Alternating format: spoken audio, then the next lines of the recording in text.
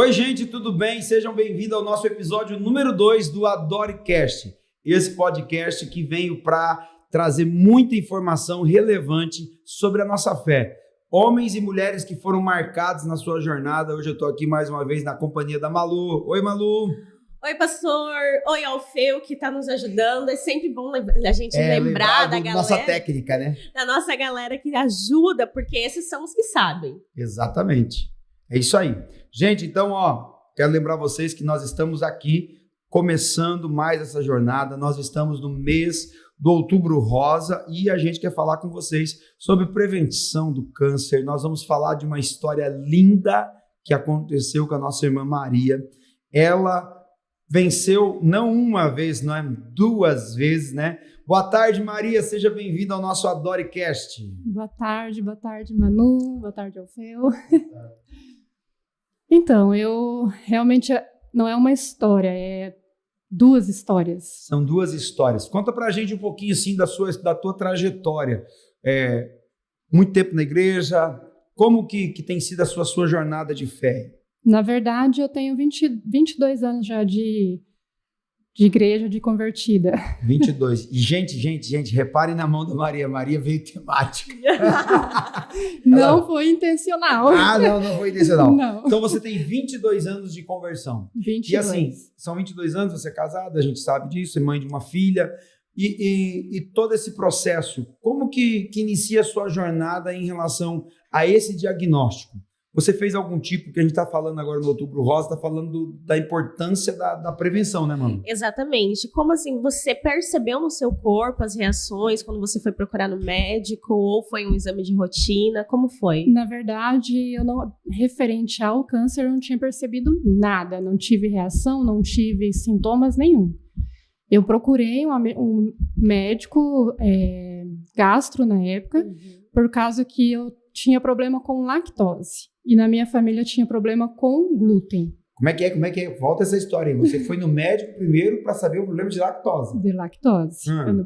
Então eu tinha alguns sintomas, que eu comia alguma coisa com leite, sentia estufada, passava mal, e eu fui atrás do gastro para poder ver se eu tinha alergia ao glúten também. Aí o gastro me pediu os exames de sangue, me pediu o exame colonoscopia, endoscopia, com biópsia, e eu fui atrás e fiz.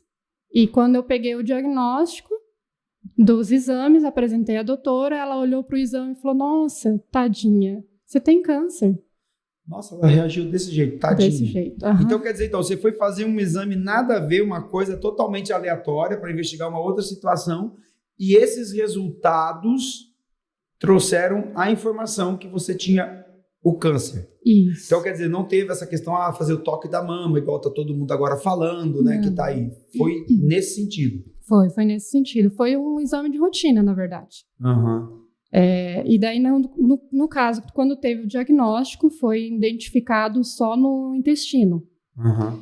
E, no caso, eu fiz o diagnóstico, fui transferido para o médico oncológico, porque quando teve a colono com biópsia ali já tinha saído que era câncer, né, de intestino, eles já me encaminharam direto para o médico oncológico.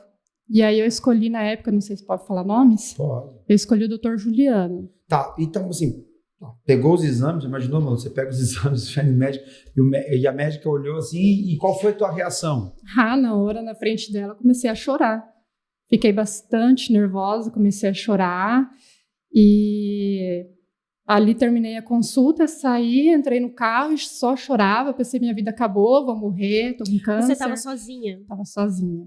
Quando eu fui na primeira consulta, o meu esposo foi junto comigo. E aí, na segunda consulta, ele não pôde vir. E eu fui sozinha. Aí, quando ele sabia que eu tinha ido no médico, quando você saiu, você me avisa. Eu falei, tá bom. E o famoso Google, né? A gente faz consultas de no novo. Google. De novo. É o que a gente estava falando no episódio anterior, que as pessoas têm um grande problema, né? Elas fazem os seus exames de rotina e quando elas pegam os resultados, elas vão no Google e pegam aquele... Tá, então quer dizer que você já tinha uma prévia do que você tinha visto. Eu estava desconfiada que poderia ser câncer. Mas você não apresentava nenhum tipo de sintoma? Nada. Aí meu esposo falou assim, tira isso da sua cabeça, você não tem nada disso, você vai chegar lá no doutor, vai estar tudo certo. Falei, Vai sim. Cheguei lá, ela me deu o diagnóstico, saí chorando, entrei no carro chorando, desesperada, vou morrer e tal. E ele me mandou mensagem, e aí? Porque tava demorando. E eu não respondia, porque eu não conseguia pegar no celular, porque eu tava soluçando de tanto que eu chorava. Então você não foi diretamente para casa, você acabou falando. Fiquei no carro, no estacionamento. Sentou no carro para tentar digerir essa informação. Mas assim, especificamente, essa notícia, o médico já conseguiu dizer assim, é em tal local, né? Falou se já era benigno, maligno, não falou nada disso? Nada, só falou que era câncer de intestino e, na verdade, ela falou câncer de intestino grau 3. E aí já fui chorar e tal, e aí meu esposo me ligava, eu não atendia, me ligava, e ele ficou desesperado, preocupado, foi para casa. Imagina, ele trabalha no Paraguai, vindo do Paraguai para casa porque eu não atendia, minha mãe também não tinha notícias. Aí ali eu pensei assim, não, calma, o que eu tô fazendo? Tô desesperada por quê?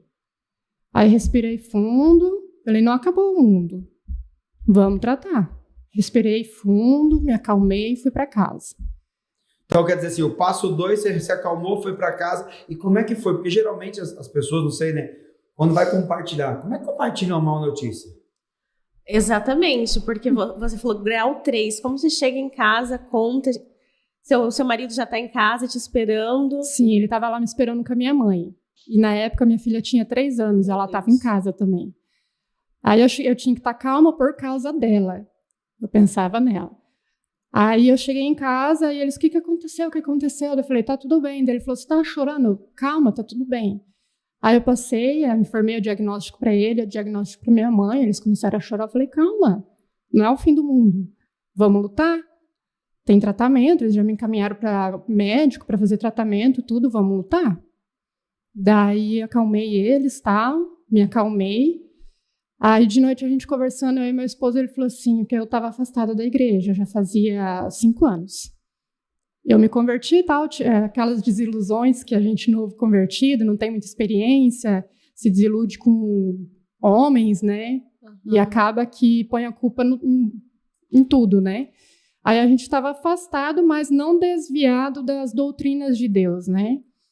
Aí ele falou assim para mim, o que você acha? Será que não é um sinal de Deus para a gente voltar para a igreja? Eu pensei a mesma coisa. Ele falou assim, vamos voltar? Eu falei, vamos voltar, mas primeiro vamos fazer todos os exames e a gente vai voltar, vai conversar com o pastor, tudo. Ele falou, vamos para onde? E a gente já conhecia o pastor Oséias, né? De novo, a história se repete. Falei?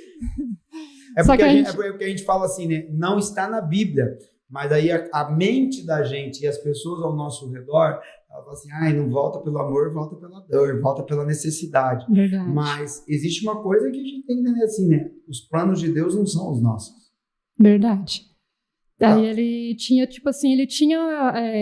quando a gente saiu da igreja, que a gente teve decepção, tudo, eu já queria ir na igreja do pastor. Aí ele, não me senti bem, porque não é que não se sentiu bem, ele era das congregações passadas, doutrinas passadas, e quando a gente visitou a igreja que o pastor estava, você apagava a luz, ligava a luz no altar, aí ele, não, eu não vou por causa das luzes e tal. Eu falei assim, não. Moderno, assim. Aí eu falei assim, não, a gente vai, porque a gente não vai para ver o externo, a gente vai para ver o interno. Então a gente está indo por Deus, não pelo local. Aí ele falou assim, tá, mas por quê? Eu falei assim, porque ali eu vejo entrega, ali eu vejo busca. Aí ele falou, então tá, então vamos. Aí a gente foi, a primeira vez na igreja, não tinha ido para o oncologista ainda. Aí a gente foi na igreja, tal, ele se sentiu bem, falou, não, vamos congregar aqui então, vamos ficar aqui. Aí na semana seguinte eu fui no Dr. Juliano. O Dr. Juliano viu os exames, ele falou assim, olha, vamos fazer um PET scan, que é o exame que vê o corpo inteiro. Tem só em Cascavel esse exame. Aí eles aplicam uma radiação, colocam você numa máquina e onde acender é onde está localizado o nódulos, né? Aí a gente foi para Cascavel, fiz o PET scan, voltamos, e isso leva o dia inteiro, porque as radiações vêm de Curitiba, vêm no mesmo dia, vêm contadinho pelas pessoas que estão agendadas e tudo.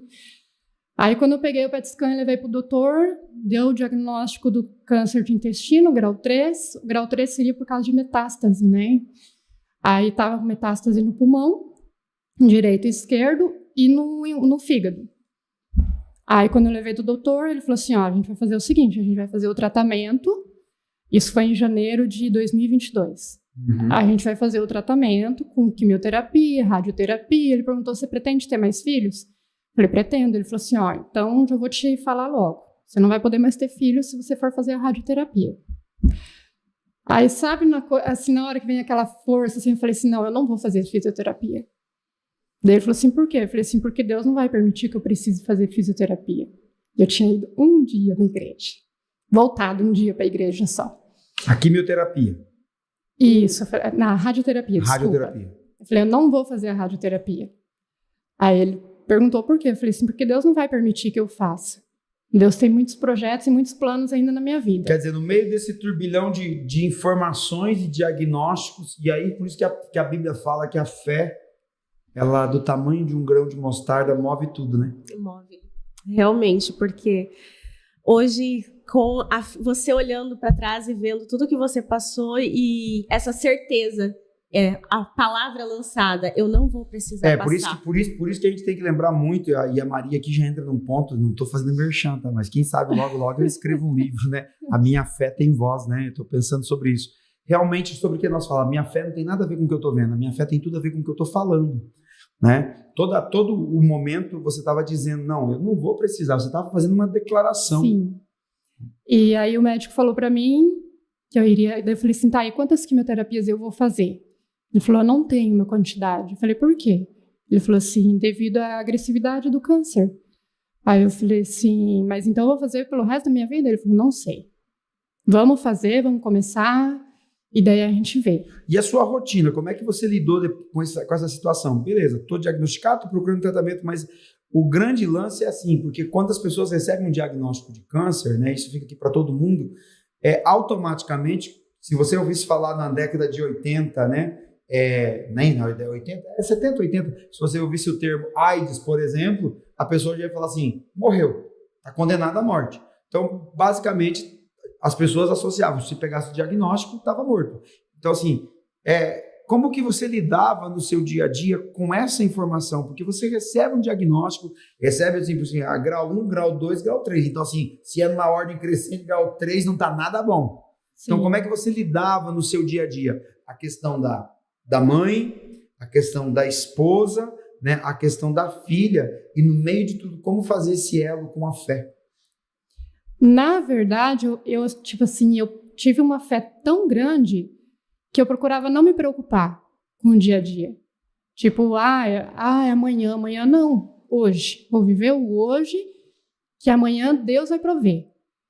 Então, eu não me preocupava, eu fui muito forte, puxei uma força que realmente foi de Deus. Foi Deus que me deu aquela força, porque, como se diz, mesmo que não esteja nada bem, se você falar tá tudo bem, tá tudo bem. E assim era como eu levava para mim. Eu podia estar mal, por causa das quimioterapias, mas me perguntava, e aí, como é que você tá? Tô muito bem.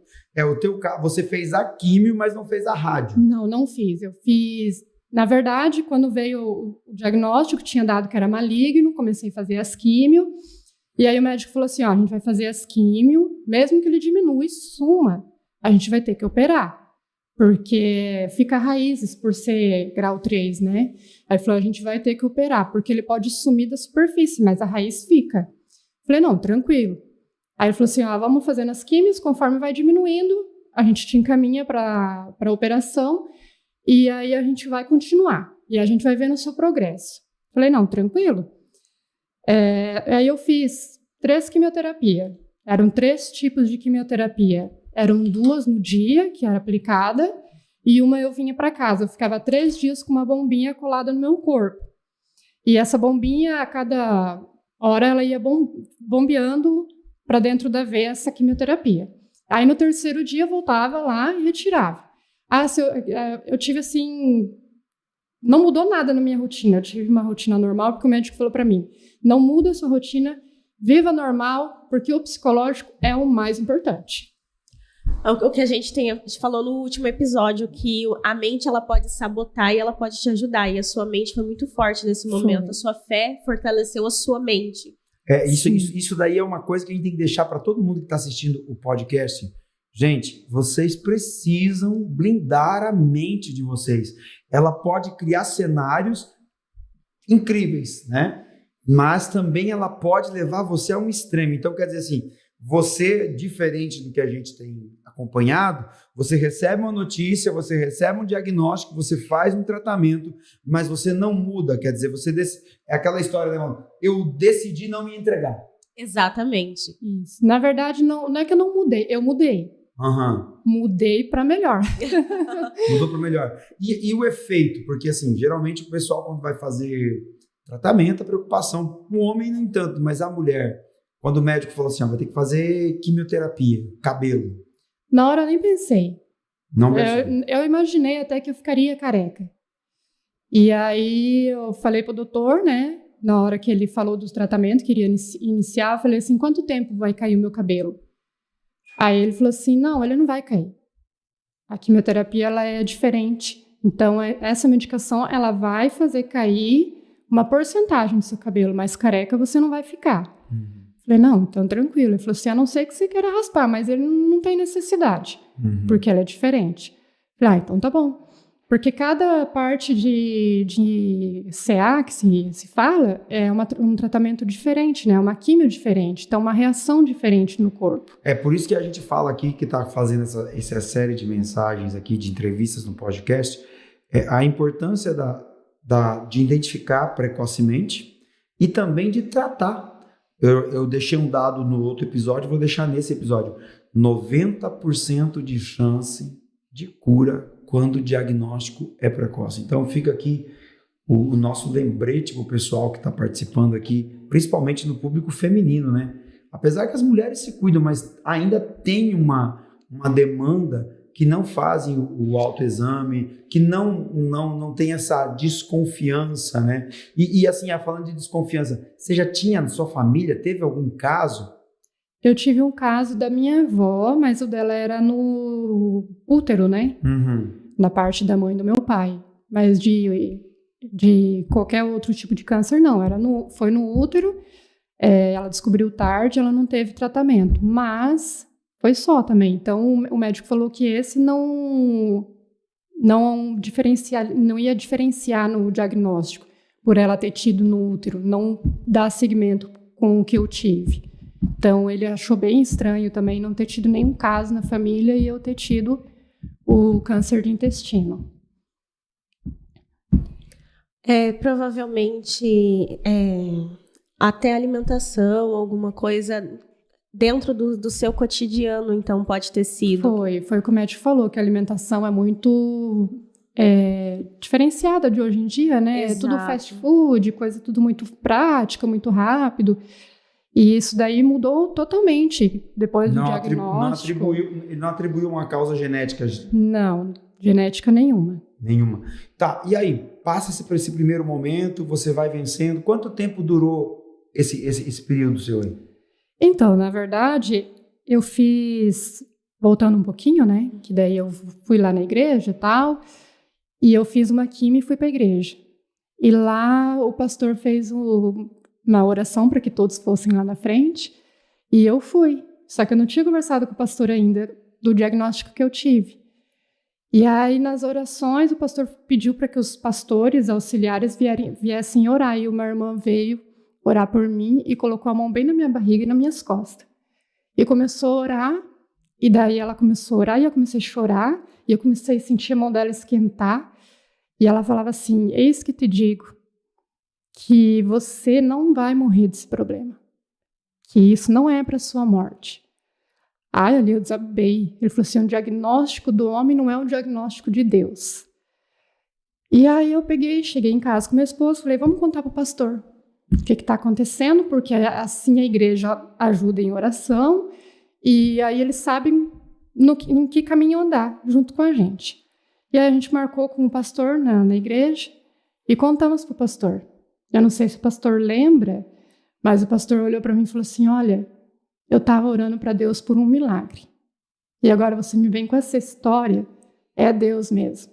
Eu falei assim, eu creio, a minha história vai ser um milagre. E ali foi colocado para as irmãs de orações e tudo. E ali eu comecei o tratamento. fui na segunda químio, comecei a ter reações. Na segunda, as quimioterapias dava inchaço, as mãos ficavam pretas, dava choque em qualquer parte metálica que eu ia tocando, sim. Eu não podia comer nada que era muito quente, nada que era muito frio, porque eu sentia como se eu tivesse choque nos dedos, choque na boca. Então foi bem difícil, assim, porque tinha uma quimioterapia que ela era a mais forte de todas. E aí eu fiz 3 quimioterapias, na terceira quimioterapia, o meu esposo sempre me deixava às 7 horas da manhã lá no hospital e me buscava perto do meio-dia, porque eu levava a manhã inteira a quimioterapia. E aquele dia ele levou a Lívia, minha filha, junto, no colo e tal, que ela era pequenininha, 3 anos, não entendia nada, tadinha. E aquele dia meu esposo levou ela junto e aí eu saí. Faltava mais tempo ainda para terminar a quimio, daí o enfermeiro foi e acelerou a quimio. E a quimio não pode ser acelerada, ela tem que ser lenta. Então ela não pode ser acelerada. Ele foi abrir um compartimento verdinho que tem, que entra o ar e desce mais rápido a quimio. Tipo, uma quimio que eu ia levar mais 40 minutos para terminar, ele terminou em 15 minutos. Aí ele, tá tudo bem? Eu, sim, tá tudo bem. Levantei, saí. No que eu dei o braço pro meu esposo, eu me senti zonza. Aí falei para ele, eu não tô bem. Ele falou, o que você tem? Aí no que eu fiz assim, faltou o ar. Falei assim, não consigo respirar. Eu larguei dele e entrei correndo para dentro do hospital. Me trancou. A garganta me deu uma reação alérgica. E deu uma reação alérgica tão forte que eu não conseguia puxar fôlego, respirar nada. Eu entrei em desespero lá, desesperada para dentro. Falei para as enfermeiras, falei, não consigo respirar, não consigo respirar. Elas, deita aqui. Foram chamar o médico e tal. Aí veio uma enfermeira. A gente sabe que quando uma pessoa se engasga, não consegue respirar, dá um ataque alérgico e não se dá água, né? Só que na hora eu estava tão nervosa, a enfermeira falou, você quer água? Falei, quero. Aí ela me deu água, eu tomei e não descia. Aí entalou. Aí eu não conseguia, porque eu conseguia puxar um fôlegozinho só assim. Nossa. E aí entalou. E eu tentando tossir para ver se jogava aquela água fora, eu não conseguia, daí ela achou que eu queria vomitar. Me deu um balde, ela tá aqui, e nisso o médico não vinha. E eu naquele desespero até que eu consegui expelir a água. Aí ali eu fiquei, o médico veio e falou, o que aconteceu? Eu falei, teve reação alérgica ao oxale. Aí eu fiquei assim, o que é oxale, né? Aí ele falou assim, já aplicaram adrenalina nela? Daí ele, não, vamos aplicar ainda. Ele falou, aplica adrenalina nela. Aí eles aplicaram no músculo e nada. Aí meu esposo entrou em desespero, que não tinha notícia nenhuma. E com a Lívia lá fora. Com a Lívia lá fora. Ele pegou e entrou com tudo lá dentro. Aí ele chegou na parte que tinha uma mesa bem grande, ficava todas as enfermeiras ali antes de entrar para as salas. Aí ele chegou e falou assim, tô marcando a sua cara, fica com a minha filha, que a minha esposa está passando mal. Entregou a minha filha para uma enfermeira e entrou. Aí quando ele entrou, ele falou que eu estava branca, não tinha cor nenhuma, só a cor do olho mesmo, porque a boca estava branca, tudo branca. Aí eu olhava para ele assim, eu não conseguia falar, mas eu fazia assim, tá tudo bem. Tipo, eu tentava sussurrar, tá tudo bem, mas não estava tudo bem. E aí, mesmo com a adrenalina no músculo, eu não conseguia voltar. Aí eu fazia assim, para eles aplicar na veia, porque eu tenho o catéter, né? Que fica implantado por 5 anos, né? Aí eu tinha o catéter para usar a quimioterapia, daí eu fazia assim para eles aplicar, eu falava, aplica, né? Para eles aplicar adrenalina na veia.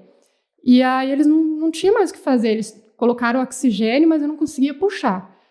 Aí eu olhei assim pro teto e comecei a ficar zonza. Falei, agora eu vou morrer. Porque quando você fica zonza, você desmaia. Então, se eu estava desmaiando, porque eu estava morrendo, né? Não estava tendo oxigênio. Aí eu juntei com todas as minhas forças, assim, em oração, falei assim, Deus, me socorre, não me deixa eu morrer. Socorro. E no que eu falei, socorro, aí eu puxei o ar de volta. Soltei. Aí eles vieram, me colocaram na maca, que daí o SAMU já estava vindo para me entubar, já tinha sido chamado SAMU, tudo que eles iam me entubar, porque eles viram que ali eu já estava praticamente morrendo. E daí, quando eu consegui puxar o fôlego, aí eu falei, eu tô bem. Daí eles viram que eu comecei a ter reações. Mesmo assim, aí eles me colocaram no CIAT, me levaram para o pronto-socorro, tudo. E aí eu falei assim, eu não vou colocar essa química. Eles queriam colocar a química e eu ia para casa. Falei, eu não vou colocar químio. Enquanto o doutor não vir falar comigo qual foi a medicação que me deu a reação, eu não vou pôr essa químio. Ele disse, tá bom. Eu fiquei lá no pronto atendimento, meu esposo foi para casa, levou minha filha, enquanto o SAMU me levou para o hospital, levou minha filha e voltou para o hospital para me acompanhar. Aí o médico veio às 6 horas e falou, olha, a medicação que te deu, a reação é a oxaliplastina, é a medicação mais forte que tem. É estranho que ela te deu a reação na terceira, geralmente se ela é para dar reação é na primeira. E você tomou ela 2 vezes, não teve problema nenhum, na terceira, depois de ter terminado, te deu a reação. Aí eu falei assim, então tá, e o que vai fazer agora? Ele falou assim, não, a gente vai tirar essa medicação de você, só que o tratamento não vai ser tão eficaz como seria, porque era ela que matava. Ela que só tinha maior força. Isso. Eu falei, não, vai dar tudo certo, vai ser eficaz com ela ou sem ela. Sempre aquele discurso, aquela fala, né? Não, vai ficar tudo bem, vai estar tudo certo, no meio da circunstância toda. E isso você ficou no hospital, no mesmo dia foi embora ou ficou mais dias? Eu fiquei no hospital, isso aconteceu, era meio-dia, eu fiquei no hospital até às 8 da noite. Para ter a segurança de que não teria nenhuma reação. E eles engataram aquela químio de levar para casa às 6 horas. Aí eu fiquei 2 horas com ela e fui para casa, para ter certeza que não teria mais nenhuma reação. E nesse momento que você relata assim pra gente que eu tive medo de morrer, na hora que você fala socorro Deus, você sente que naquele momento veio a mão de Deus sobre você? Sinto, porque enquanto eu estava pedindo socorro para Deus, eu só olhava para o teto. E aí eu comecei a sentir, a rodar, no que eu falei, socorro, Deus, eu senti um quente e aquela sensação de rodopiar passou, na hora. E daí foi onde eu consegui puxar o fôlego, depois de sentir o quente e sentir que aquela parte tinha passado, eu consegui puxar o fôlego. Entendi. Então ali eu sei que foi Deus. Foi a mão de Deus. Foi a mão de Deus. Porque à minha volta, os enfermeiros e o médico só ficavam me olhando, aguardando o SAMU chegar, porque era o SAMU que entubaria, né? Então, eles não estavam fazendo nada, só simplesmente olhando e aguardando. E então, por isso que eu digo, ali eu vi a mão de Deus. E a sua filha, naquele momento, por mais que ela tinha 3 anos, ela começou a entender que tinha alguma coisa errada, ou ela já estava observando? Na verdade, quando eu tive o diagnóstico, ela ainda mamava no peito. Não era tipo, para dormir. E quando eu tive o diagnóstico, eu tive que tirar ela totalmente, devido a medicações e exames, tudo, né? Então, a gente sentou com ela, a gente conversou com ela, que a mamãe tinha um bichinho dentro da mãe, que a mamãe ia ter que tirar esse bichinho, então a mamãe teria que tomar medicações, e depois a mãe iria ter que ir no médico, para o médico tirar o bichinho. Então, desde então, ela sempre entendeu que tinha alguma coisa em que a mãe teria que tratar. Então, desde o começo, a gente conversou com ela, e ela sempre entendida, sempre não sendo contra, com manhas e tudo mais. Então, ela sempre teve entendimento de que a mãe estava num processo. E depois desse episódio do hospital, seguiu normal a vida, continuou andando, e o tratamento seguindo. Quanto tempo durou esse tratamento nessa primeira fase aí? Nessa primeira fase, eu fiz 9 quimioterapias. Daí, sempre, em todas as quimioterapias, o tumor sempre diminuindo. Sempre diminuindo, tanto é que quando eu tive o diagnóstico, tem um exame que você faz, que é o CA, CA que se fala. E ele estava em 176 quando eu fiz a primeira vez. Então, estava muito alto. E quem não tem câncer, nunca teve na vida, o normal é até 4,0. Então, nesse exame de sangue, já identificava que tinha câncer no corpo, né? E quando eu ia fazendo tratamento, ele foi baixando. Ele chegou ao nível de estar 2,0. Isso em quimioterapia. E eu fiz as 9 quimioterapias, daí o médico sempre procurando para a cirurgia, me encaminhou para uma médica da parte oncológica para fazer a cirurgia.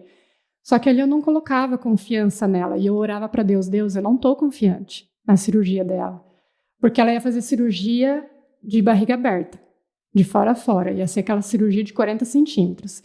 E ela é bastante invasiva, né? Bem problemática, porque teria que tirar do intestino, teria que tirar do fígado. E mexer no fígado não é brincadeira, né? Aí eu não estava segura, conversei com um primo do meu esposo que estava fazendo medicina, já tinha trabalhado de enfermagem ali no hospital, e ele conhecia um médico muito bom, um gastro, bastante conhecido na cidade. Falou assim, vou conversar com ele, vai com ele. conversa com ele não aceita pacientes novos, assim, que já tem um médico, mas eu vou conversar com ele. Eu falei, tá bom. Aí ele conversou e falou assim, olha, eu disse para você ir lá amanhã. Vai lá amanhã que ele vai te atender. Aí eu fui, conversei com o médico, expliquei para ele, mostrei todos os exames. Aí ele falou, não, isso aí é facinho. É isso aí, eu opero você de olhos fechados. A gente vai fazer na parte de vídeo, vai ser bem tranquilo, você vai ficar livre disso daí. Eu vou operar o teu intestino, vou operar o seu fígado e você vai se ver livre disso. Ah, sabe quando você sente aquela segurança lá dentro? E eu tinha orado muito para Deus que eu só ia fazer a cirurgia a partir do momento que eu me sentisse segura de fazer a cirurgia. E aí eu cheguei em casa, agradeci a Deus, orei, agradeci e falei, agora eu vou fazer a cirurgia. Mas vai ser as suas mãos, não vai ser as mãos do médico no momento. E aí ele marcou a cirurgia. Marcou para abril de 2022. Aí eu fiz a cirurgia, eu entrei, era 7h30 da manhã, e eu saí do centro cirúrgico, era quase 3 horas da tarde. Tudo por vídeo. Ele tirou do intestino, ele tirou 7 centímetros do fígado, ele tirou 7 centímetros do fígado e 15 centímetros do meu intestino. E aí ele colocou a bolsinha, mas na parte ileostomia, que é a parte do intestino fino, porque tem a coluna, que é do intestino grosso, e ele colocou na parte do intestino fino. Aí eu saí do centro cirúrgico, ele foi para o quarto, fui direto para o quarto. Ele falou que eu ia ficar na UTI, mas como a cirurgia ocorreu tudo bem, eu fui direto para o quarto, não precisou. No dia seguinte ele apareceu para me ver, ele falou assim, Maria, a gente fez a cirurgia, a gente mandou para a biópsia, e assim que tiver pronta a biópsia, a gente vai te trazer o resultado, e em 1 semana fica pronta. Aí, falei assim, tá, e eu fico internado 1 semana? Ele falou, sim, você tem que ficar 7 dias internado. Falei, não, tudo bem. Fiquei 7 dias internada, no 5º dia da internação ele chegou e falou assim, Maria, saiu a sua biópsia. Aí, sabe quando você escuta o Espírito Santo falar? 2, somente 2. Aí ele falou assim, no seu intestino tinha 22 nódulos. Desses 22 nódulos, 2 eram cancerígenos e eram benignos. E a primeira biópsia era malignos. Na segunda biópsia saiu benigno. E aí ele falou assim, e o do fígado, ele estava necrosado já. Por isso que ele não alterava o tamanho dele, não diminuía. Ele estava podre já estava morto. Aí ele falou assim, aí a gente tirou os 7 centímetros e eu queimei tudinho em volta para não ter risco nenhum. Aí eu falei assim, tá, e a bolsinha? Ele falou assim, olha, da bolsinha você fica entre 4 meses a 1 ano com ela. Vamos ver conforme vai sendo o seu tratamento, a gente reverte. Eu coloquei a bolsinha porque você ia continuar com a químio. Então você tinha que estar bem de saúde, alimentação, tudo normal, para a gente continuar com a quimioterapia. Falei, beleza. Fiquei 7 dias internadas, ganhei alta e fui para casa. Aí fiquei 24 horas em casa. Ficou 24 horas, mas então você passa por um processo, quase morre, passa pela cirurgia, depois da cirurgia não teve quimioterapia, mais. Eu tive. Teve que fazer mais ainda. Tive, mas eu tive complicações depois da cirurgia, mas complicações não da cirurgia, né? Complicações do inimigo tentando atacar mesmo. Porque eu fiquei 24 a cabeça, horas. como é que fica a cabeça? Vamos voltar a pegar essa linha aqui. E a cabeça, como é que fica? Porque assim, poxa, estou no meio de tratamento e agora vai ficar tudo bem. E de repente começa de novo a conspiração, né? E agora? Sim. Quando eu passei mal de madrugada, eu achei que eu ia morrer. Porque nas primeiras 24 horas eu fiquei em casa, estava tudo bem. Antes de completar 48, a gente foi dormir. E eu acordei no meio da madrugada, 2 horas, quase 3 horas da manhã, gritando de dor. E aí eu falei para ele, pro meu esposo, né, me leva para o hospital, tô com muita dor. Aí na hora eu já penso assim, deu algum problema na cirurgia, né? Que é natural, né? A gente já chega em desespero, ai meu Deus, alguma coisa deu errado. Só que aí eu peguei e falei para ele, chama a mãe, ele chamou minha mãe para ficar com a minha filha em plena madrugada. Minha mãe, com 2 minutos, ela já estava lá em casa, a gente foi para o hospital, eu não conseguia andar. Cheguei no hospital, eles me levaram para dentro, e eles identificaram que eu estava com bexigoma devido aos antibióticos e medicação da cirurgia. Daí a minha bexiga parou de funcionar. Não sei como ela consegue lembrar todos esses nomes, né? Eu já tinha consultado, que é bexigoma, não sei o resto, Muito no termo técnico, os doutores de plantão que pesquisam no Google aí. Não, bom que ela fala, mas ela já explica na sequência. Que foi porque a minha bexiga parou de funcionar e eu só poderia sair do Quer hospital. dizer, é uma situação que fazia parte do contexto. Isso. Do contexto. Mas sempre a cabeça naquele negócio, naquele processo. Você fica assim, será que é disso, né? Mas eu não tinha medo. Eu, tipo assim... A minha família eu não posso dizer, né? A minha mãe ficou morrendo de medo de ter sido alguma complicação, alguma coisa, aberto algum ponto interno. Mas eu tinha assim comigo que era só algum processo. Aí eu fiquei internada uma semana no hospital até que a minha bexiga voltou a funcionar normalmente. Saí. Aí o médico... Eu comecei a ter inchaço na perna, né? Minha perna ficou enorme, virou 2 pernas, minha perna direita. Aí ele falou assim, Daí, quando eu saí do hospital, eu falei pra ele, doutor, tô com a minha perna bastante inchada e tal. Fiz os exames, não deu nada, não tem trombose, não tem nada. Ele falou, você tá comendo carne? Daí eu falei, eu tinha comido carne moída no almoço, né? Aí eu pensei assim, ele vai me xingar. Falei, doutor, eu comi, mas bem pouquinho, eu comi só hoje. Falei, eu vou ter que te internar de novo. Porque se você não tá comendo carne, não tá comendo proteína, seus órgãos vão virar tudo água. E você está matando os seus órgãos. Eu te coloquei a bolsinha para que você se alimente normal. Aí eu comecei a me alimentar normal. Aí, naquela madrugada, eu tive congestão. Não. Naquela madrugada, de volta, eu voltei para o hospital. Eu tive congestão. Porque eu não estava comendo direito. Estava só na papinhas, sopinhas, tudo coisinhas leves, e daí comecei a comer normal, do nada, me deu congestão. Fui para o hospital de novo, gritando de dor. Lá eu tive que fazer exame com contraste para ver que o meu estômago tinha aumentado de tamanho bem significativamente. E desde então, que eu internei, eu fiquei com muita dor, muita pontada, eu tinha sempre que estar com medicação na veia.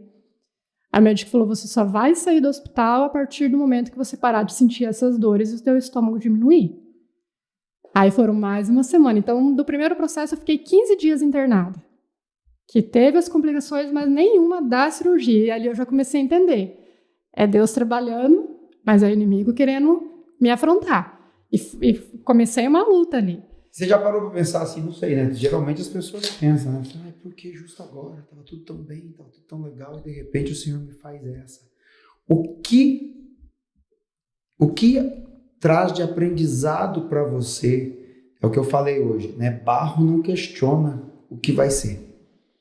Tá na mão do oleiro, tá na mão do oleiro e pronto, né? Você não sugestiona. Mas você consegue entender o que Deus estava te ensinando? Porque existem coisas que a gente tá ali passando e a gente não aprende, não é que não aprende, mas não consegue entender. A única coisa que a gente faz é questionar, mas nessa loucura, 9 meses de quimioterapia, faz cirurgia, volta para o hospital, 15 dias internado, dores em cima de dores, sabe? O que você absorve, consegue dizer assim, olha, o que eu estou aprendendo? O que eu falei com Deus? O que Deus falou comigo? Qual é a mensagem que Deus está querendo me dizer no meio de tudo isso? Porque se a gente falar que Deus não fala no momento de dor, é impossível. Na verdade, eu não perguntei o porquê agora. Eu perguntei para Deus por que comigo. Aí, Malu, essa é diferente. Por que comigo? Por que está acontecendo isso comigo? Eu sou tão boa, eu sou tão legal, eu sou tão... Eu falei assim, Deus, eu fiz um pecado tão grande assim para estar recebendo isso? Você achou que era um castigo? Culpa? Pensei, o Senhor está me castigando? Foi algum pecado que eu fiz? Alguma coisa que aconteceu? Ou que eu deixei de fazer? Isso eu perguntei para Deus. Só que eu tive a resposta. Deus falou para mim, não é pecado nenhum, é testemunho. Então, eu fiz essa pergunta e Deus já me deu a resposta logo em seguida. Que eu iria testemunhar a vitória. Então, seria processo. Para a gente ter vitórias, a gente passa por um processo. A gente vai ter uma luta. Como é que eu vou fazer a vitória sem ter lutado? Vou receber a vitória, que nem num campeonato. Não são todos vencedores. Eles têm que lutar para ser vencedor. Eles não chegam ali e falam, eu sou bom nisso, sou bom naquilo. Não, eles têm que lutar. Então, mesmo que eu sabia que eu era uma pessoa boa, que eu não fazia nada de errado, que eu não tinha um pecado grande para estar passando por aquilo ali, eu sabia que eu tinha que lutar para ter uma vitória, para ter um milagre. Então, Deus me respondeu que era para gerar testemunho. Isso foi o que te confortou nos momentos que você nessa vai e volta do hospital? Foi. Muitas vezes, assim, quando eu ia muito pela palavra da Bíblia, né? Uhum. Do cego que foi curado, da mulher do fluxo de sangue, da mãe que estava com a filha morta o filho morto na cama, mas estava tudo bem. Então, isso aí foi vindo, assim, para mim, todas essas histórias, e eu pensava assim, se para eles estavam tudo bem, para mim também tá. De um lado tinha o tratamento químico, de um lado tinha os procedimentos médicos, mas do outro lado tem o lado da palavra, né, que ia trazendo a memória, que ia colocando, que ia ativando, né? Sim. E eu sempre, assim, que nem eu falo, assim, a gente não... Mesmo que eu saí da igreja por 5 anos, eu não tirei Deus da minha vida. Sempre estive conectada com Deus. Então, isso que me segurou e que me levou a seguir. Eu fiz as 9 quimioterapias, cirurgia, depois eu voltei para as quimioterapias para terminar. Fiz mais 3 quimioterapias, totalizando 12 quimioterapias. E aí, no caso que terminou as 12 quimioterapias, isso foi 4 meses após a cirurgia, o médico pediu para mim fazer a reversão da bolsinha. E ele falou assim, vamos reverter porque já está tudo ok, você já terminou a químio, já está tudo cicatrizado, vamos reverter. Eu fiz a reversão, tirei a bolsinha e voltei vida normal, sem precisar fazer químio. E para você ver como Deus fala com a gente e Ele realmente faz, Ele cumpre. Do mesmo jeito que eu falei, doutor, eu não vou fazer rádio, eu não fiz, eu não precisei. Eu falei para o doutor, as rádios eu não vou fazer. Ele falou, não precisa mais. Nos seus exames de sangue, nos seus exames de tomografia, tá tudo ok. O CA, que estava em 170 e pouco de começo, ele estava em 0,6. Falei assim, doutor, eu vou zerar esse CA. Ele falou assim, não tem como zerar. Uma pessoa que nunca teve o câncer e que nunca teve a célula, o normal é até 4,0. Você está em 0,6. Então, praticamente já está zerado. E aí, ele falou para mim que eu teria que fazer o acompanhamento devido ao nódulo que tinha no pulmão, porque ele tirou do intestino e tirou do fígado. Isso tudo, entre cirurgia, tratamento, foi tudo no período do ano de 2022. E a cirurgia da redução, da remoção da bolsinha, foi em setembro de 2022. E nessa parte da fé, na igreja, era o nosso primeiro ano na igreja, né? Uhum. Tinha o projeto de vida de 2022 para 2023. E aí a gente colocou no nosso projeto de vida a minha cura, tanto no do meu esposo e da minha filha. E a gente ser humano, a gente pensa em outras coisas também, né? Aí a gente colocou outras coisas também. Só que uma coisa que me marcou muito foi que uma irmã, quando eu fui para a igreja, com a Lívia pequena, ela era professora da escolinha, né? E quando ela viu a Lívia, ela se apaixonou pela Lívia. E ela falou para a pastora, nossa, essa menina é tão linda, ela é tão carinhosa, ela é tão meiga. Ela falou assim, então, se você gosta muito dela, ora pela mãe dela, que a mãe dela foi diagnosticada com câncer. E ali ela falou que, daquele momento, eu entrei nas orações dela. E no projeto de vida de 2022 para 2023, a única coisa que ela colocou no projeto dela foi a cura da irmã Maria. E Deus cumpriu. Deus cumpriu porque esse processo comecei em 2022 e terminei esse primeiro processo em 2022. Começou 2023 totalmente curada. Isso. Então, 2023, eu já estava com 50% só do meu cabelo, né? Uhum. Porque ele caía bastante significativamente, mas eu não cheguei a ficar careca. Quem via que eu tinha pouco cabelo e tal, mas não perguntava. Então, ali, a gente teve vida normal sempre, começou indo para a igreja e tal, e sempre Deus falando para que eu tivesse fé e que eu tivesse confiança, e eu sempre confiante, nada abalando o meu psicológico. Que nem assim, a minha mãe até comentou comigo essa semana, né, que cada cirurgia que eu fazia, depois da cirurgia, demorava 20 dias, eu já estava em shopping, eu já estava em Paraguai, eu já estava tendo vida normal. Aí eu falei para ela, sim, porque o médico falou para mim, vida normal, psicológico importa bastante. E querendo ou não, quem já teve câncer, afeta, muitos entram em depressão pós-tratamento, pós-cirurgia. E graças a Deus eu segui firme porque eu sabia que tinha alguém maior comigo, né? Que é Deus. E ele sempre falou comigo, então não tinha como eu dizer que eu não sentia a presença de Deus. A todo momento. Eu sou uma pessoa que eu converso com Deus a todo momento. Então, todas as vezes que eu ia em consulta, todas as vezes que eu ia para a químio, que eu entrava numa cirurgia, no meu dia a dia, eu sempre falando, Deus, o Senhor está entrando comigo, primeiro o Senhor, depois eu. Então, sempre tive muita fé. Nunca me entreguei porque eu sabia que Deus ia me dar a vitória. Você falou pra gente que mesmo quando estava distante da igreja, você nunca estava ausente de Deus. E no seu momento de secreto, de devocional, de sentar, ler, estudar, o que mudou no seu momento de secreto com Deus, nas suas orações? Na verdade, como eu sempre tive um momento com Deus, orava, eu levantava de madrugada, orar, mesmo não estando na igreja, porque eu aprendi. Tive os princípios na igreja, então eu aprendi. Eu não me liberei dos princípios de Deus. Eu não tirei aquele entendimento de que Deus estaria. E os outros falavam, vamos na igreja? Eu falava, não, eu tenho Deus dentro de mim. Mas é claro que a gente precisa ir num templo, porque a gente precisa estar coberto de pessoas que oram pela gente também, de palavra.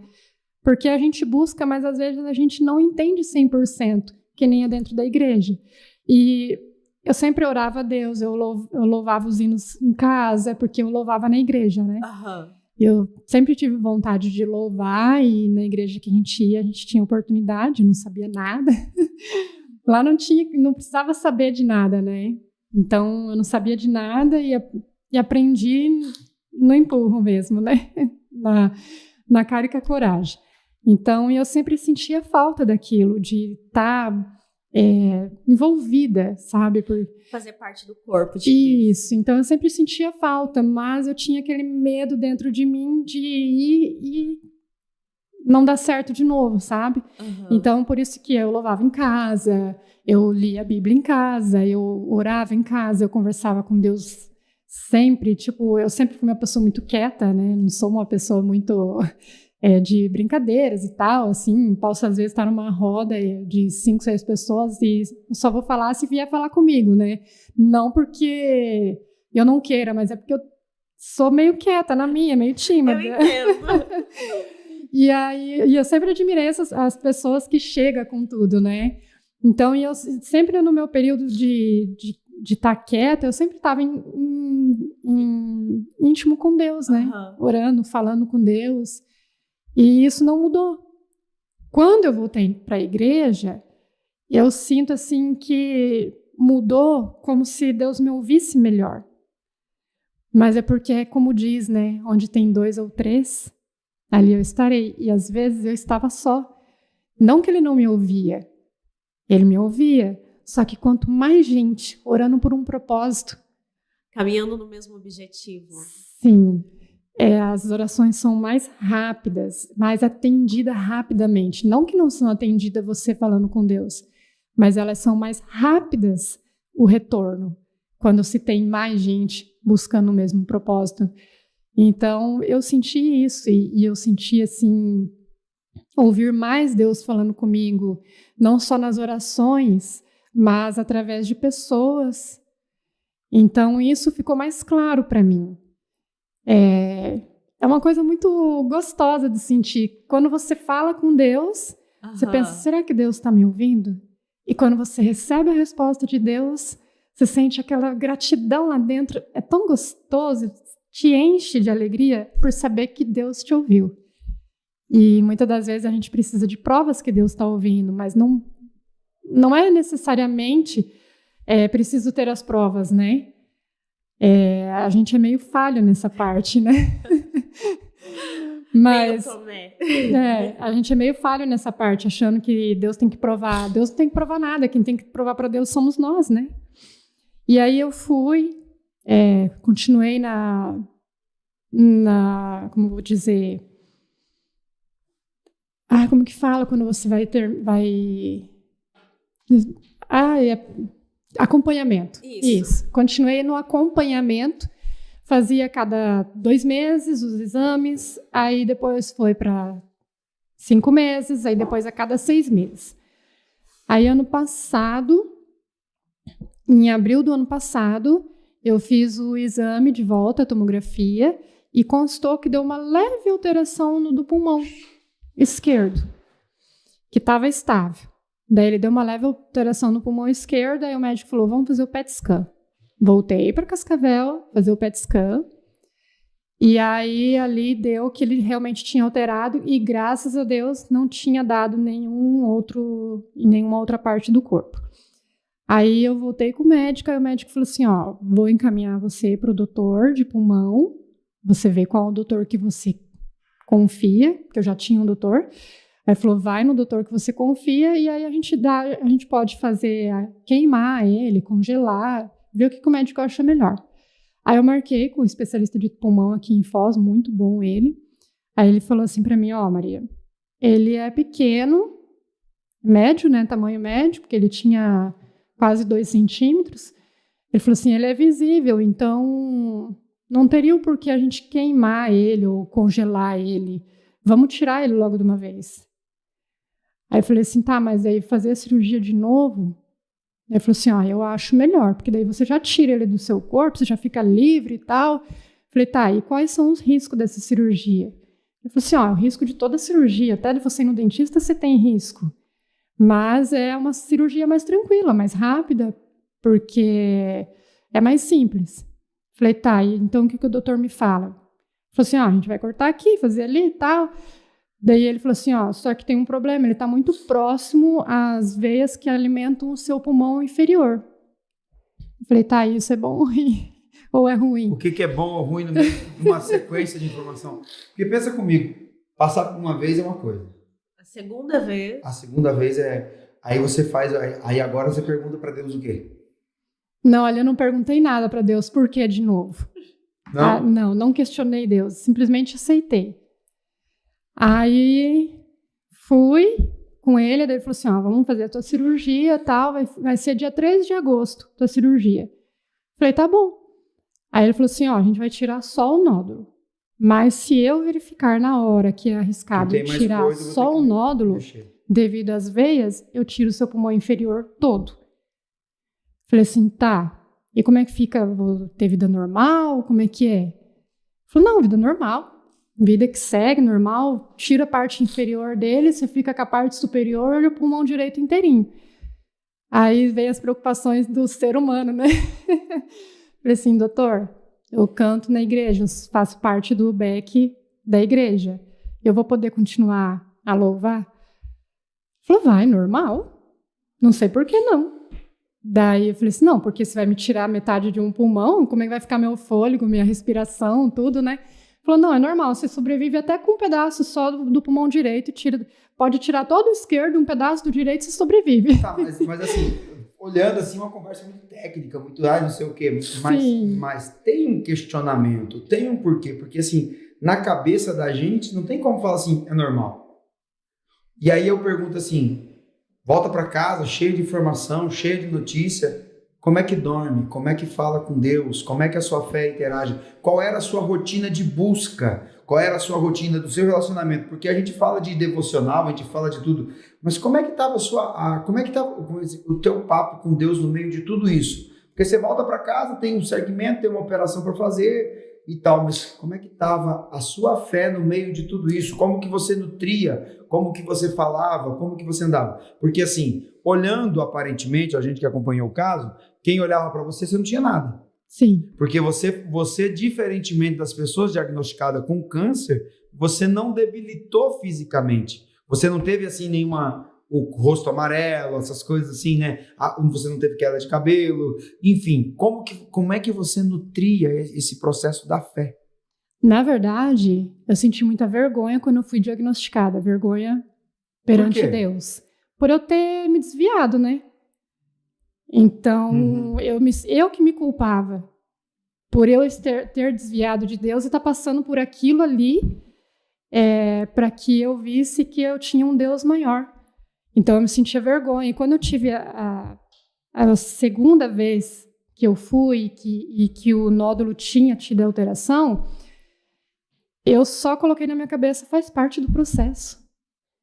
Não tenho que culpar e julgar ninguém. Da primeira vez você falou assim, não, faz parte do processo. Da segunda vez você trouxe um sentimento de culpa, tipo assim, por que eu me desviei? Será que é por isso? Não, ao contrário. Na primeira vez eu me culpei. Na segunda vez faz parte do processo, porque quando eu pedi a cura para Deus, eu pedi completa. E eu ainda tinha um nódulo no lado esquerdo. Então, em algum momento, eu imaginava que eu ia ter que mexer nesse nódulo. Porque eu fiz a cirurgia do intestino, eu fiz a do fígado, mas eu não tinha mexido no pulmão ainda.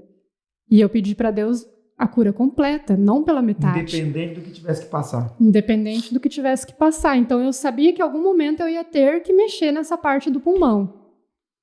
E aí, quando o médico falou, vamos operar, eu aceitei de boa, porque eu estava firmada já na fé.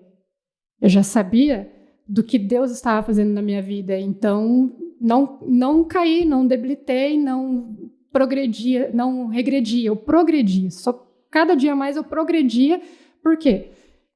Eu orava de madrugada, eu fazia jejum, eu fazia campanhas de jejum, eu fazia campanhas de oração de madrugada. Às vezes acabava a campanha, mas igual eu estava de madrugada orando porque o Espírito Santo me acordava. Quer dizer, houve um despertar maior para a questão espiritual, né? Sim. E aí aquilo que a gente fala, né? Digo ao fraco, sou forte. É o que a palavra fala, né? No momento. Exato. Então, assim, isso é muito importante para as pessoas entenderem que não é porque você recebeu uma notícia de um diagnóstico, não é porque você recebeu uma notícia de um problema, de uma situação, que você pode entregar os pontos, né? O que a gente vê muito, Malu, é as pessoas entregando os pontos, as pessoas se sujeitando à situação, né? Então, assim, eu olho para o caso da Maria e vejo assim que, como ela estava nesse momento constante na igreja, e uma das coisas que a gente fala muito, né? Você não pode, você tem que estar constante, você tem que estar buscando palavra, porque o que vai te nutrir no dia mal é o que você tem de reserva. Sim. É o que você recebeu, né? Exatamente, as palavras dos dias bons que mantêm a gente. Gostei dessa daí, é verdade. São as palavras dos dias bons que fazem você prevalecer nos dias maus. Sim, e nos dias maus, que eu poderia pensar, não vou mais, vou desistir, eu pensava, não, agora eu vou lutar. Que se eu tô aqui, tô bem e tem tratamento, porque a luta não acabou, então vamos lutar pra gente ganhar. E assim foi. Isso durou quantos meses? A segunda vez. Da segunda? Entre tratamento, entre a informação, o diagnóstico, os procedimentos, tudo. Eu tive o diagnóstico da alteração em abril, eu fiz a cirurgia em agosto. No finalzinho de agosto. Na verdade, era para ter sido feito na primeira semana de agosto. Um dia antes da cirurgia, eu acordo com a garganta toda inflamada, com tosse e coriza. E a cirurgia seria no dia seguinte. Foi cancelada. E com infecção de bexiga. Quer dizer, tudo para dar errado. Tudo para dar errado. Mas aí não é que tá errado, né? Na verdade, é o tal do controle de Deus, né? Sim. Nada foge do controle de Deus. Deus não cancela, ele adia a bênção. Então, ele não tinha cancelado a minha bênção. Ele tinha adiado por algum propósito. Então, ali eu não... Tipo, quando o médico falou assim, ele vai cancelar tudo, eu não entrei em desespero, não fiquei nervosa, eu fiquei bem tranquila. Meu esposo fala, você ficou bastante tranquila, você... Por quê? Porque ali eu sabia que a minha fé estava firmada em Deus. E eu tinha os retornos dele nas orações, nas pregações, nos louvores, então tudo eu via a resposta de Deus. Uhum. E aí eu fiz a cirurgia no dia 31 de agosto. Eu me internei e fui para a cirurgia. E quando eu saí da cirurgia, eu fui direto para a UTI. O médico achou mais seguro ir direto para a UTI. Depois de 24 horas eu voltei para o quarto. Aí o médico veio me visitar. Ele falou assim: olha, Maria, a gente tirou todo o seu pulmão inferior. Porque na hora de fazer a cirurgia, eu percebi que você teria uma hemorragia se eu tirasse somente um nódulo, devido à localização que ele estava. Então, eu optei em tirar toda a parte inferior do seu pulmão. E assim foi feito. Falei, não, tranquilo, doutor. Aí, todos os dias, eu tinha que ficar internada por uma semana, porque eu fiquei com um dreno da água do pulmão. Então, ali eu tinha que ficar até aquele dreno chegar a 200 ml, que era a parte do soro. 200 ml era a parte do soro, o resto que ficasse acima de 200 ml era a água do pulmão. Então, enquanto não diminuísse para 200 ml a água, eu não sairia do hospital. Aí, isso foi no dia 31 que eu fiz a cirurgia. No dia 13 de setembro, eu tive de manhã eu levantei e estava quase 200 ml de drenagem. Aí eu levantei e tal, fui no banheiro e tal, e voltei. Aí eu tive a parte do almoço, logo depois do almoço, eu falei para meu esposo, eu vou levantar. Daí ele falou, para quê? Eu falei, vou no banheiro. Ele falou, quer ajuda? Eu falei, não, eu já consigo levantar sozinha. Me virei de lado, sentei. Aí sabe quando você sente assim aquela puxada de respiração boa, assim, porque com o dreno eu puxava e não vinha tudo por causa da água, né? Ela dá aquela pressão e não vem aquele fôlego completo. Aí eu dei aquela respirada assim, eu senti que estava diferente. Aí no que eu levantei, eu escutei, pá, que eu olhei, o dreno tinha desconectado a parte exterior, tinha caído no chão, e aí ali o cano do dreno ficou fazendo barulho. Então, todo aquele ar estava entrando. Eu falei pro meu esposo, falei, Zé, chama o enfermeiro urgente. Aí ele foi, chamou o enfermeiro-chefe, chegou lá, eles estavam tudo bem tranquilo. Ele falou assim, corre, ela tá chamando na campainha porque caiu, o dreno se soltou. Aí nisso veio correndo o fisioterapeuta na frente. Eu falei assim, mas cadê o enfermeiro? Veio o fisioterapeuta. Ele falou, não, só quero ajudar. Eu falei, amém. Aí veio o enfermeiro-chefe e ele ficou sem ter o que fazer ali, né? Eu falei, me dá uma luva, põe na minha mão uma luva para mim poder tampar aqui, que tá entrando ar. Aí o enfermeiro ia vestir a luva. Eu falei, não, você vai me matar, o talco da luva vai entrar aí para dentro, você me mata. Aí ele colocou no meu dedo, eu tampei ali. Nisso, o fisioterapeuta foi mais ágil e falou assim, o que precisa pegar aqui? Falou o nome do enfermeiro, né? Daí eu não sei, ele falou assim, eu vou pegar tudo que tiver lá na enfermagem. E a enfermagem ali no Costa é longe da onde é os blocos, né? E ele saiu correndo e voltou, eu acho que nem em 2 minutos o fisioterapeuta levou para ir na enfermaria e buscar, e trazer para mim. Aí ele trouxe kit, trouxe mangueira, trouxe tudo. A enfermeira-chefe falou assim, não, por ter caído a mangueira, vamos trocar o kit completo. Aí trocou o kit completo e aí o enfermeiro ficou bem nervoso na hora, não sabia como fazer, eu tive que até ajudar a orientar a enfermeira ali no como encaixar. Aí fechou, eu falei, encaixa bem isso aí porque o outro se soltou, eu não quero correr o mesmo risco. Eu falei assim, avisa o médico, pede pro médico vir me ver porque isso não é normal, entrou muito ar no meu pulmão. Aí ele mandou mensagem pro médico, o médico falou, já resolveu? Ele falou, resolveu. Então, amanhã eu vou na parte da tarde, porque eu não consigo ir agora. Eu falei, não, tudo bem. No outro dia, tinha dobrado o líquido. Por causa da entrada do ar no pulmão. Tinha dobrado o líquido da drenagem. Que eu estava quase recebendo alta, dobrou. Ficou de novo. Aí o médico veio e falou assim, o enfermeiro-chefe falou assim, é a primeira vez que acontece isso comigo aqui no hospital. E você não se perguntou em nenhum momento assim, qual o propósito de tudo isso? Perguntei. Porque assim, ouvindo você relatar, parece são intercorrências, vamos dizer assim, dentro de um quadro clínico que pode acontecer. Um dreno, eu já operei, o dreno caiu, você colocar e tal. Mas assim, a grande pergunta que fica, Maria, é assim, qual é o propósito? Porque assim, a quem está assistindo a gente, quem vai assistir, as pessoas não têm que entender o seguinte, existe um propósito no meio de tudo isso? Você depois de passar por essas situações todas, você vence uma primeira etapa, tem uma segunda etapa, tem mais uma cirurgia, tem intercorrências, tem problemas alimentares, tem tudo isso. Você conseguiu identificar o propósito de Deus no meio de tudo isso? Sim, e Deus falou Conta pra gente como isso. E E Deus falou 2 vezes referente a isso. Uma vez foi com o profeta Júnior Ramos. Ele veio aqui na igreja, eu tinha feito a cirurgia dia 31 e ele veio em setembro. Logo uma semana depois que eu fiz a cirurgia. No primeiro dia, na quinta-feira, eu vim. Porque como eu fiquei uma semana no hospital, eu já estava bem, né? Vim de máscara, tudo. No primeiro dia eu vim. E Deus não falou comigo no momento. E eu fiquei, Deus, será que o Senhor não quer usar o homem para falar comigo? O Senhor quer falar diretamente comigo?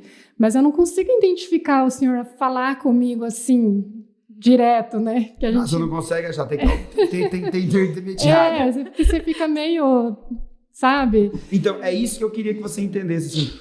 Assim, Deus falou com você, mas eu quero saber assim, você identificou o que Deus queria de você? Sim, identifiquei. Ele queria que eu voltasse e que eu contasse às outras pessoas a grandeza que ele ainda faz na vida da gente, que ele não mudou. É isso aí. Esse é o grande lance, né? Porque às vezes tem tanta gente que eu vou falar assim, ó, tem tanta gente que já passou por tanta coisa e ainda não entendeu que o único motivo pelo qual Deus ensinou, né, foi igual a história de José, né? José passou o que passou e aí ele fala assim, vocês intentaram o mal contra mim, mas Deus tinha o bem. E isso faz toda a diferença, entender o porquê que essa mensagem hoje está sendo compartilhada.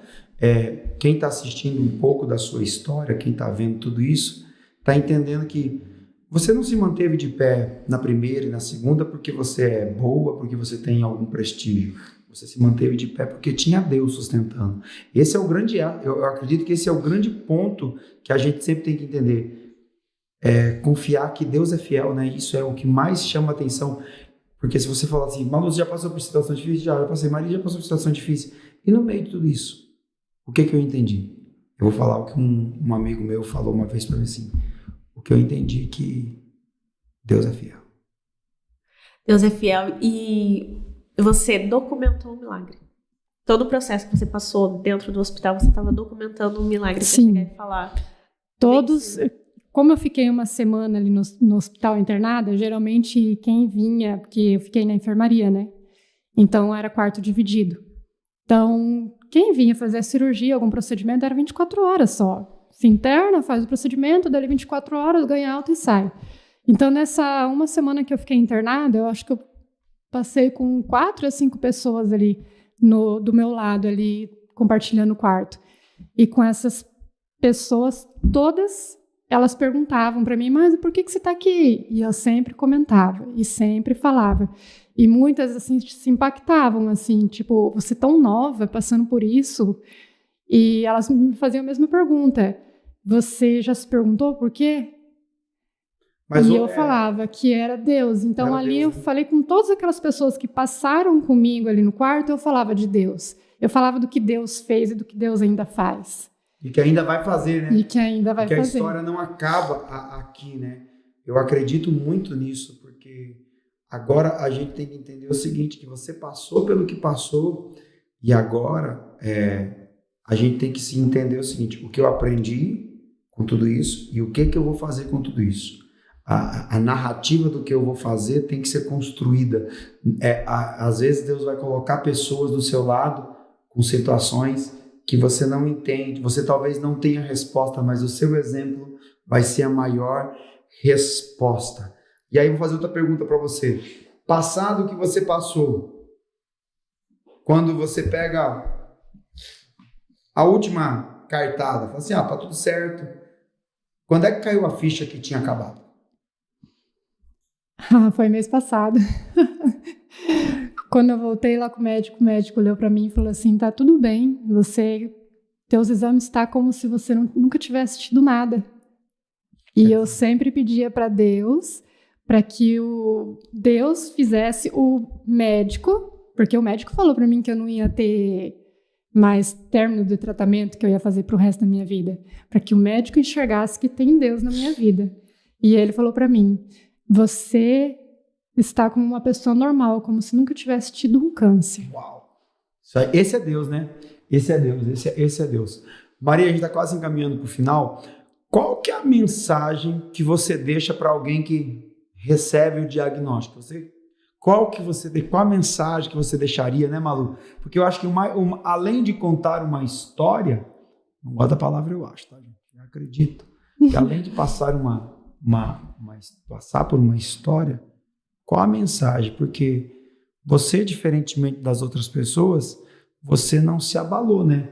Você continuou, porque assim, eu que acompanhei o processo todo, quem estava mais preocupado era seu marido, você sempre estava forte. Pelo contrário, ela estava dando força para a família. Então, assim, uma das coisas que a gente precisa, assim, o que você diz para uma pessoa hoje que está assistindo o nosso podcast em relação, assim, recebeu o diagnóstico em frente, mas não em frente sozinho? Qual que é a mensagem que você passa para quem está recebendo hoje? Porque, gente, a gente está no mês de conscientização do câncer de mama e a gente está dizendo assim, ó, existem muitas lutas que você vence humanamente, mas existem lutas que você só vai vencer com Deus. Eu acho que passa a sua mensagem para quem recebeu o diagnóstico e tem essa jornada, porque é uma jornada. Então, a mensagem que eu passo hoje para vocês que estão começando essa luta, que busquem Deus, porque Deus ainda faz, Ele não mudou, quem mudou fomos nós. E Ele só está esperando que a gente busque, que a gente peça, que a gente tenha fé, porque a fé vem pelo ouvir e não pelo ver. Então, busquem a palavra, busquem orar, busquem se manter na presença de Deus, porque o homem faz, mas guiado por Deus. E é uma coisa assim, a gente precisa realmente mesmo da família, porque o psicológico da gente fica bastante alterado. Mas não se entregue. Eu falo para essas pessoas não se entregarem, lutarem, porque o diagnóstico não é a sentença. Ele é a busca. Ele é uma chance, né? Sim. Eu mesma falo que antes do diagnóstico eu tinha uma vida. Depois do diagnóstico, eu tenho uma nova vida. Gente, esse é o AdoreCast, histórias dignas de serem contadas, né, Malu? Com certeza, testemunhos que nos ajudam a permanecer firmes. E isso que vai ser legal do nosso podcast, porque a gente, hoje eu estava já pensando, já tem a terceira edição, já está na minha cabeça já, gente. Já tem a próxima pessoa que vai vir aqui contar um pouquinho, porque sem Jesus, literalmente, a gente não tem pináculo nenhum para a sustentação da nossa vida. Agora, se a gente coloca a nossa vida na mão de Deus e confia e caminha com Ele, isso é incrível. Então, o AdoreCast, ele quer trazer pessoas que passaram por situações difíceis, pessoas que passaram por situações de quase morrer, né? Porque recebeu o diagnóstico e hoje tem essa perspectiva que a Maria tem, que ela tem uma nova vida. E a gente crê que tem muita coisa ainda para Deus fazer, tem muita coisa para acontecer e que o seu testemunho seja usado para uma ferramenta de evangelização, que mais pessoas conheçam o Deus que deu uma nova vida para Maria. Amém? E hoje eu consigo dizer que eu consigo ouvir o Espírito Santo, identificar que Ele está falando comigo, do que Ele está falando, como Ele está falando, por que Ele está falando, os sinais que Deus nos dá, eu consigo ouvir hoje. E uma coisa que eu falo também, busquem irem para a igreja, porque quanto mais gente orando, melhor. É isso aí, senhoras e senhores, estamos finalizando o episódio número 2, Malu, vencemos o número 2. E deixamos aqui nosso agradecimento. Maria, obrigado por compartilhar. Obrigado, Malu, por pilotar aí os microfones do AdoreCast. Logo, tudo mais moderno. Alfeu também ali. E para você que está acompanhando a gente, faça a inscrição. Já tem um canal no YouTube aí para você acompanhar. Logo tem mais novidades. E a gente vai estar lançando testemunhos, histórias, conversas. Vai ser muito bom, porque aonde faltou força, a fé sustenta. E compartilhe essa história, compartilhe nossos cortes. Exatamente, compartilhe nossos cortes que vão sair em nome de Jesus, tá bom? Obrigado ao pessoal do Guarda Volume que deu suporte pra gente técnico também, né? Emprestou equipamento que a gente ainda não tem, mas poucos dias nós teremos, tá bom? Obrigado, gente, fiquem com Deus, Deus abençoe e até o próximo AdoreCast.